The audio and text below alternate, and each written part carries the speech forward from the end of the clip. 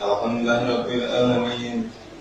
Rahmanirrahim maliki yaumiddin. Ini banyak terjadi di masyarakat. Bagaimana jika imam tidak fasih bacaannya? Apa lanjut bermakmum? Apakah sholatnya sah? Mari kita bahas. Imam Nawawi menjelaskan dalam kitabnya Raudhah At-Talibin tentang sholatnya ini sah ataukah tidak. Pertama kita bagi dulu selain Al-Fatihah dan Al-Fatihah. Kenapa dipisah dua ini? Karena Al-Fatihah termasuk rukun sholat, sedangkan ayat Quran selain Fatihah bukan. Jadi kalau bacaannya tidak fasih di selain Al-Fatihah, hukum sholatnya adalah sah, baik imam ataupun makmumnya. Sedangkan kalau tidak fasihnya pada Al-Fatihah, ada dua kondisi. Bisa jadi salahnya itu mengubah makna, bisa juga tidak mengubah makna. Contoh yang ini misalnya bilang an'amtu alaihim, ini mengubah makna. Kalau yang tidak mengubah makna, alhamdulillah misalnya. Kata Imam Nawawi, kalau tidak mengubah makna, hukum sholatnya tetap sah, baik imam ataupun makmum. Sebenarnya pembahasan mazhab Syafi'i punya rincian yang lebih panjang tentang kasus dua ini, tapi tentu tidak kita bahas di sini. Nah, untuk kasus yang ini kalau mengubah makna,